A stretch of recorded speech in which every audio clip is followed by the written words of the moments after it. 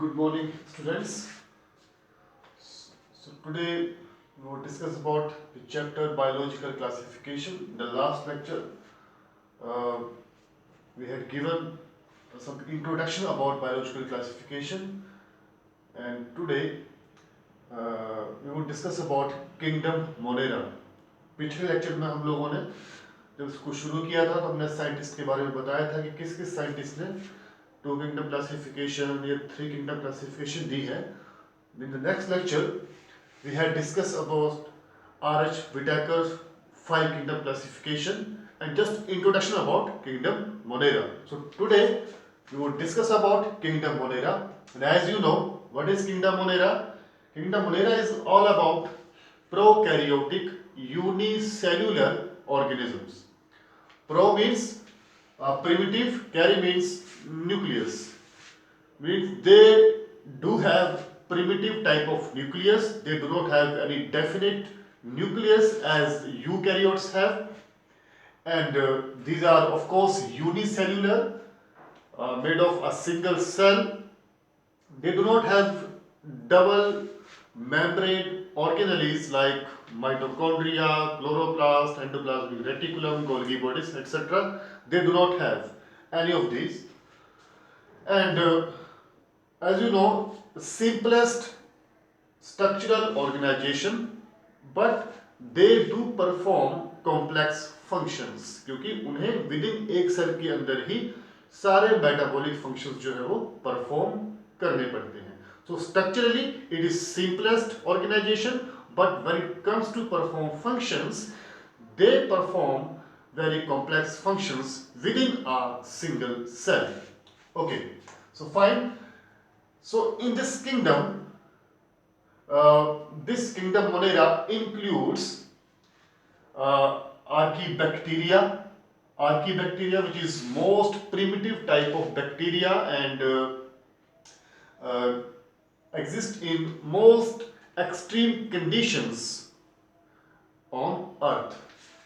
Archaebacteria, then we have Eubacteria, Cyanobacteria, also known as blue-green algae, and Mycoplasma, which is also known as PPLO, Pleuropneumonia-like organisms. And this Mycoplasma, they do not have a cell wall, and these are smallest non-cells. Okay, so Mycoplasma are smallest cells and they do not have any cell wall. And as you know, like in case of Archaebacteria, Eubacteria or Cyanobacteria, they all have cell walls as well as cell membrane. But in case of Mycoplasma, they do not have cell wall. ये आपने ये चीज याद रखनी है. Okay. So let's come to the bacteria.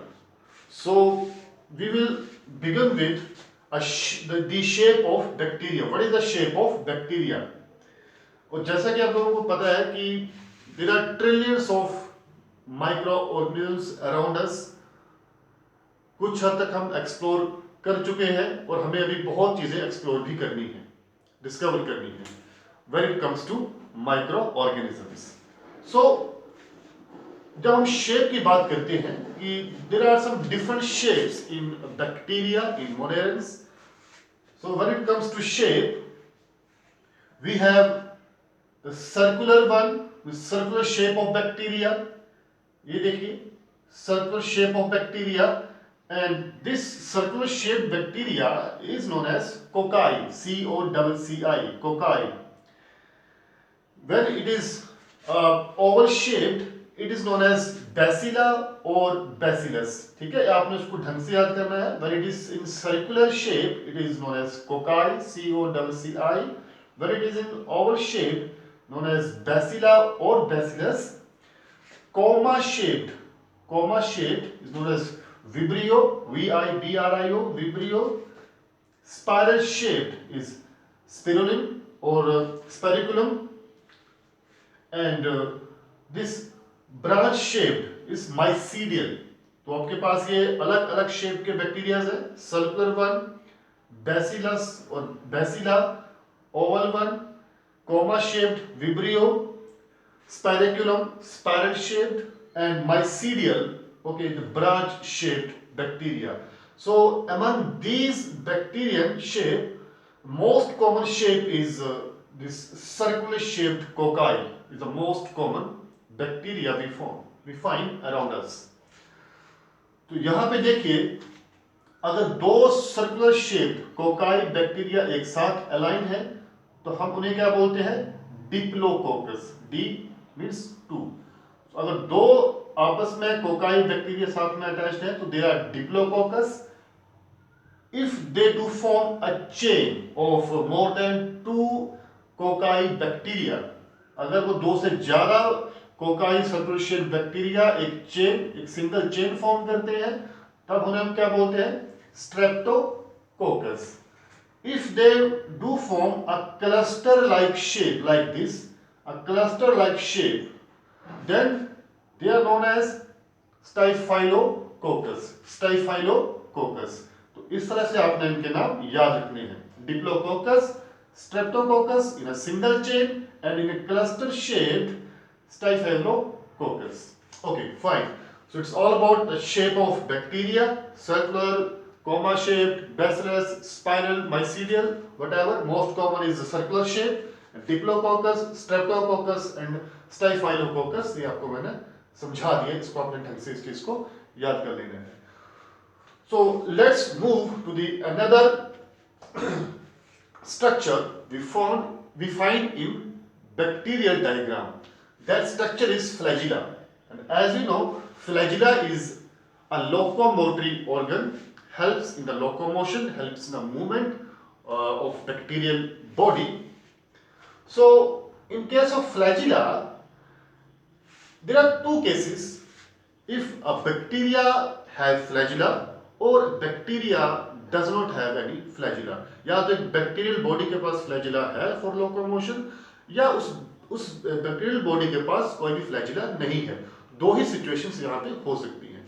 तो if bacteria does have flagella, known as trichus, Trichous, trichus. If flagella formed, if any flagella formed on bacterial body, that bacterial body is known as trichus. If there is no flagella on bacterial body, then known as atrichus. Atrichus. Okay. So अब हम बात करेंगे trichus की, जहां पे हमें flagella मिलेगा. So how do flagella arrange on the bacterial body? यानी वो फ्लैजिला उस बैक्टीरियल बॉडी पे कैसे अरेंज होते हैं, तो उस बेसिस पे उनको डिफरेंट नेम्स दिए गए हैं. Look at here. यहां देखिए, अगर एक बैक्टीरियल बॉडी के ऊपर एक सिंगल फ्लैजिला है ऑन वन साइड, इस बैक्टीरियल बॉडी पे एक सिंगल साइड को एक फ्लैजिला है तो हम उसे क्या बोलेंगे? मोनोट्राइकस. यानी एक ही फ्लैजिला है और वो either side of bacterial body, उसे क्या बोलेंगे? Monotrichous, single flagella. If flagella is present on either ends, on the both ends of the bacterial body, दोनों साइड पे और both ends of the sides of the bacterial body, अगर bacterial body के दोनों side पे आपको ये flagella मिलता है, then amphitrachus. यहाँ पे वो लिखना डाइट्राइकस लिखने की गलती मत करना. अगर बैक्टीरियल बॉडी के दोनों साइड पे आपको फ्लैजिला मिलेगा तो उसे हम क्या बोलेंगे? एम्फीट्राइकस. अगर बैक्टीरियल बॉडी के एक साइड पे मोर देन 2 फ्लैजिला और you can say cluster of flagellas, group of flagellas आपको मिलेंगे ऑन वन साइड, तब उन्हें क्या बोलेंगे? सिफेलोट्राइकस. और वही सिचुएशन अगर दोनों साइड हो, यानी दोनों ही साइड बैक्टीरियल बॉडी के आपको ग्रुप ऑफ फ्लैजिला मिले, जैसे कि यहां पे हमने शो किया है, तो हम क्या बोलेंगे? Lophotrichous. And if flagella is found all over the body of bacteria, then known as peritrichus. पूरी बॉडी पे आपको मिल रहा है फ्लैजिला. देखिए, तो सब क्या बोलेंगे? peritrichus. तो ये डिफरेंट नेम्स इसको दिए गए हैं on the basis of the arrangement of flagella on bacterial body.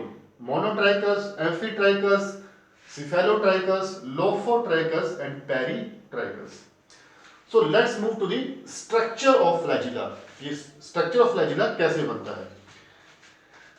Actually, the structure of flagella is composed of 3 basic structures. One is basal body, also known as rings. Second one is hook and third one is filament. तो जो फ्लैजेलर structure है is composed of basal body, hook and filament. इन तीन चीजों का वो बना होता है। तो कहते हैं यहां देखिए, अब ये मैंने एक चीज क्या बनाई है, this is a cell membrane. ये जो लोअर लाइन है ये क्या सेल मेम्ब्रेन है, this is cell wall.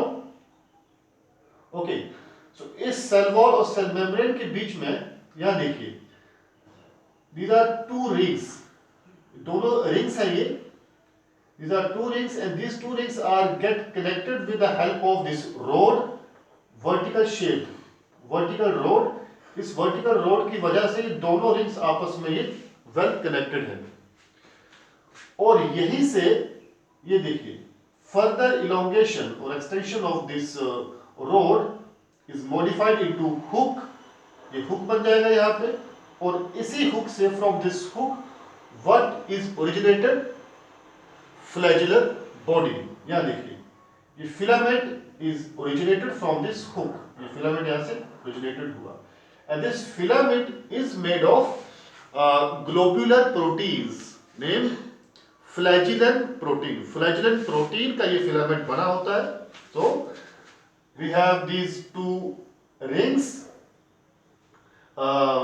placed horizontally and well connected with the help of rod placed vertically, and right from the rod is extended in the form of hook outside the cell wall, and from the hook filament is originated which is made of flagellant protein. So it's all about the structure of flagella which is mainly composed of basal body, hook and filament।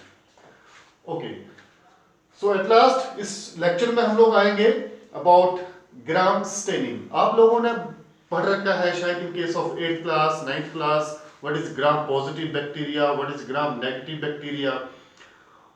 और आप लोग इस medical stream में जब continue करोगे after +2 in graduation और इन post graduation, तो आपको ये हर जगह ये चीज पढ़ने को मिलेगी when it comes to bacteria, gram positive bacteria, gram negative bacteria. तो आज इसके बारे में आप थोड़ा सा जान लीजिए और अच्छे से समझ लीजिए ताकि जब आगे आप पढ़ेंगे कहीं भी जाके तो आपको वो दिक्कत ना आए समझने में कि what is all about gram positive bacteria और what is gram negative bacteria. So say for example जैसे मान लीजिए आपको पता ही है कि बैक्टीरिया जो है वो हर कहीं पाया जाता है, वो हवा में है, वो मिट्टी में है, वो हर जगह है। जैसे मान लीजिए आपने एक मिट्टी उठाई अपने खेत से, कहीं से, फार्म से आपने मिट्टी उठाई, मिट्टी का वो सैंपल आप ले आए, उसको कहाँ पहुंचा दिया आपने, एक लैब के अंदर। तो उस मिट्टी में ढेर सारे बैक्टीरिया आपको मिलेंगे। तो आप उन ढेर सारे बैक्टीरिया में कैसे पता लगाएंगे उन बैक्टीरिया के अंदर कि उनमें कौन सा बैक्टीरिया ग्राम पॉजिटिव है और कौन सा उसमें ग्राम नेगेटिव है। तो ये पता करने के लिए एक्चुअल में जो gram negative gram positive actual में इसका जो बेस है वो बेस है ऑन द, जो बेस है वो है उसका structural arrangement. Cell wall, cell membrane कैसे उसकी वहां पे उसकी अरेंज्ड है, तो उस बेसिस पे उसको ग्राम नेगेटिव या ग्राम पॉजिटिव उसको कहा गया है। तो आप उस मिट्टी के सैंपल से कैसे पता लगाएंगे कि इसमें कौन सा ग्राम नेगेटिव है, कौन सा ग्राम पॉजिटिव है। तो उसके लिए एक टेस्ट किया जाता है, staining test. That staining test was initiated by a scientist named H.C. Graham, hence Christian Graham, and that test is known as Graham staining। तो Graham staining test by H.C. Graham, hence Christian Graham, उसने उसके test ये चीज पता चलती है कि उस सैंपल में जो बैक्टीरिया हमें मिले हैं उनमें से कौन ग्राम पॉजिटिव है और कौन उनमें से ग्राम नेगेटिव है। आइए इसके बारे में जानते हैं। यहां देखिए, यह हम लोगों ने बात करी है ग्राम पॉजिटिव के बारे में। यह है ग्राम पॉजिटिव, यह है ग्राम नेगेटिव। सबसे पहले आइए ग्राम पॉजिटिव में। यहां आप देखिए ये जो इनर लाइन है, this inner line and this line, what is it, this is cell membrane और प्लाज्मा मेम्ब्रेन। ये क्या है, दिस लाइन इज प्लाज्मा और सेल मेम्ब्रेन। ओके, इसके बाद आप ये देख रहे होंगे दिस यहां से लेके यहां तक, this thick line is cell wall. ये काफी थिक लाइन है, ये क्या है, सेल मेम्ब्रेन के बाहर ये सेल वॉल है। And this cell wall is mainly made of peptidoglycan, and this peptidoglycan is rich in teichoic acid, TECHOIC. This peptidoglycan is rich in teichoic acid. मैं फिर से बताता हूं आपको, this is cell membrane, and outside the cell membrane, as you know, outside the cell membrane is cell wall, and this cell wall is very thick in case of gram positive, and this thick cell wall is made of peptidoglycan, which is rich in teichoic acid. Actually, this teichoic acid provides extra rigidity to the cell wall of bacteria. Okay. And in case of gram negative, आप इन दोनों में structural difference देखिएगा। Again, this is cell membrane or plasma membrane, innermost layer. Then you have this cell wall. आप इन दोनों में क्या फर्क देख रहे हैं? Here cell wall is very thick, but in case of gram negative, cell wall is thin as compared to gram positive cell wall. तो यहाँ पे आपको काफी thin cell wall मिलेगी। No doubt this thin cell wall is made of peptidoglycan, but this cell wall which is made of peptidoglycan does not have teichoic acid. ये बात आप याद रखिएगा। In case of gram negative bacteria, cell wall of course is made of peptidoglycan, but there is no teichoic acid as it is present in case of gram positive bacterial cell wall.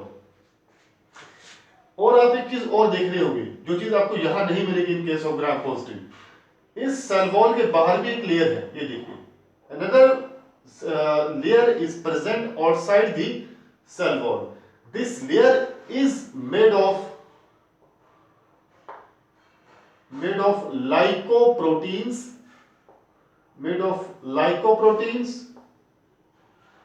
phospholipids, and no doubt is polysaccharide layer.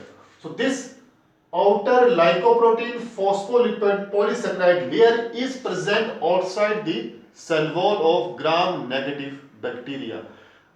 And this lipoprotein, phospholipid, polysaccharide layer is absent in case of gram positive bacteria. तो दोनों में क्या फर्क है? एक फर्क तो आपने क्या देख लिया? In case of gram positive, cell wall is very thick, made of peptidoglycan, which is rich in teichoic acid, and teichoic acid provides extra rigidity to the cell wall of gram positive bacteria. In case of gram negative, this cell wall which is made of peptidoglycan, but there is no teichoic acid, and it is much thinner than that of gram positive bacterial cell wall. And outside the cell wall, there is another layer is present in case of gram negative, which is lipoprotein, phospholipid, polysaccharide layer. Okay. तो अब जब structural arrangement हम लोगों को पता है, तो वहां पे ग्राम स्टेनिंग कैसे हुई? How did he perform gram staining test on these bacteria to know whether they are gram positive or gram negative? Okay, so in the first step, क्या किया उसने? उसने जो स्लाइड थी, एक स्लाइड ली, उस स्लाइड पे उसने बैक्टीरियल सेल्स को प्लेस किया, और बैक्टीरियल सेल्स को उस प्लेस करने के बाद उसको हीट फिक्स किया, यानी उसको हीट अप्लाई की उन बैक्टीरियल कॉलोनीज के ऊपर। स्लाइड पे बैक्टीरियल कॉलोनीज को लिया गया, फिर उनको हीट फिक्स किया गया, यानी उनको उन पे हीट अप्लाई की गई अराउंड 35 to 45 डिग्री सेल्सियस। अगर ज़्यादा हीट अप्लाई करेंगे तो वो डेड भी हो सकते हैं। तो उनको हीट फिक्स किया गया।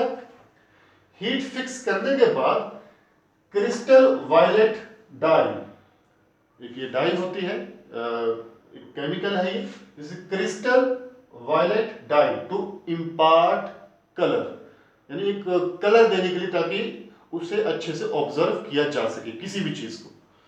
So after heat fix, he did apply crystal violet dye to the bacterial colonies. उसने इसको अप्लाई किया क्रिस्टल वायलेट डाई को, और कुछ समय के बाद पानी से उनको धो दिया.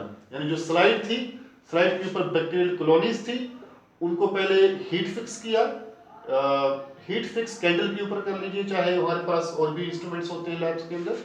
तो हीट फिक्स करने के बाद वहां पे क्या किया गया, क्रिस्टल वायलेट डाई उस पर डाली गई ड्रॉप के द्वारा, और उसको कम से कम 35 सेकंड से लेके 1 मिनट तक हमने रखा. Thereafter wash with water H2O which imparts violet color okay to the bacterial colonies. उसके बाद क्या होगा, he applied gram iodine solution. तो उसने अप्लाई किया ग्राम आयोडीन सॉल्यूशन, उसने अप्लाई किया फॉर 35 सेकेंड्स टू 1 मिनट.